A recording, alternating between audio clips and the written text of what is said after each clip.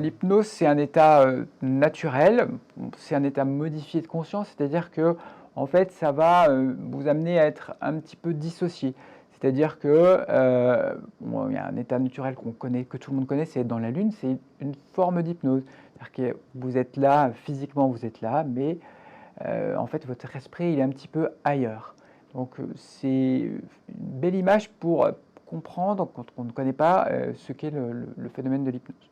Ensuite, ce sont des techniques qui sont utilisées, ça fait plusieurs centaines d'années, qui sont un peu connues, qui ont été développées dans les milieux pour la psychiatrie, pour le spectacle, et qui récemment sont venus se connecter à tout ce qui est geste d'anesthésie.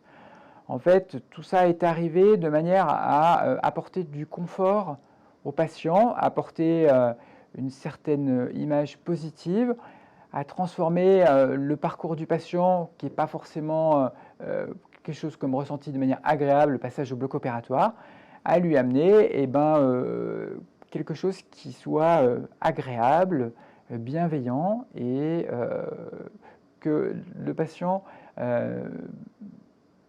puisse participer un petit peu à ses soins, participer à sa guérison en utilisant moins de médicaments, moins de substances chimiques.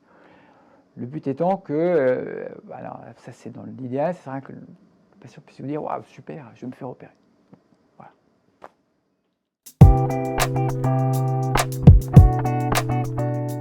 Le patient donc va déjà consulter son chirurgien qui va orienter un petit peu le patient pour certaines opérations, qui va proposer une anesthésie avec de l'hypnose pour voir un petit peu si le patient le souhaite. Si on est dans ce cas, en fait, la consultation d'anesthésie qui aura lieu secondairement est une consultation un petit peu modifiée, qui va être un petit peu plus orientée sur l'hypnose. Alors, la consultation, il y a tous les paramètres habituels, puisqu'on peut être amené à faire une anesthésie classique, mais on va creuser un petit peu le thème du patient, là où le patient souhaite être accompagné. Comme on est tout le temps présent à accompagner le patient, on va l'amener dans un état, dans cet état d'hypnose, à un endroit qu'il aime bien, un lieu de confort, le terme un petit peu passé dans le vocabulaire général. Et on va construire avec lui cet état, ce qu'on appelle une transe, en fait, une transe hypnotique, où on va être amené à amener le patient dans quelque chose qu'il aime bien. Alors, donc ça, on le fait en consultation, une consultation un petit peu plus longue, parce qu'on va, moi, j'aime bien amener une première fois les patients dans cet endroit-là, de manière à ce qu'ils voient un petit peu ce qu'on va refaire ou reproduire après lors de l'opération. Donc ensuite, le patient va être amené à revenir sur l'établissement pour sa chirurgie. Donc à l'accueil du patient, on a toujours les formalités de sécurité habituelles, entre guillemets classiques.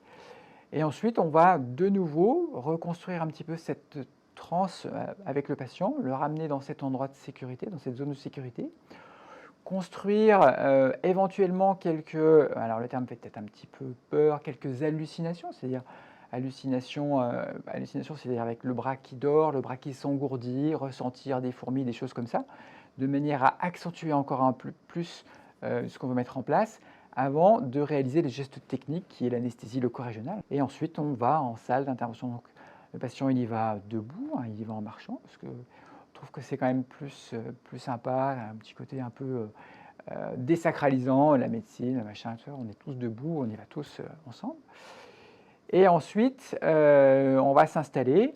On va utiliser, nous on utilise un casque en Wi-Fi de manière à pouvoir bien isoler le patient, pouvoir lui parler, et on accompagnera tout le temps le patient. C'est-à-dire qu'on va le faire l'accompagner là où il va aller, dans son lieu de sécurité, en construisant cette transe hypnotique, cette transe somnambulique, et on sera présent et on guidera le patient tout le long de l'intervention.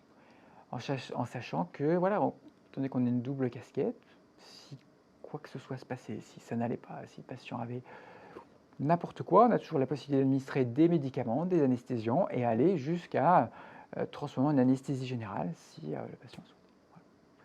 Donc en gros, le patient ne peut être que gagnant en fait, parce que de toute façon, ça se passera bien, et voilà, et donc on le fera participer, il sera content, et Donc à la fin, une fois l'opération terminée, on va faire sortir de transe le patient, fait que tout de suite il va, eh ben, revenir là, ici et maintenant, et on va le faire, marcher et sortir, et là, donc le patient il part directement, prendre son petit déjeuner.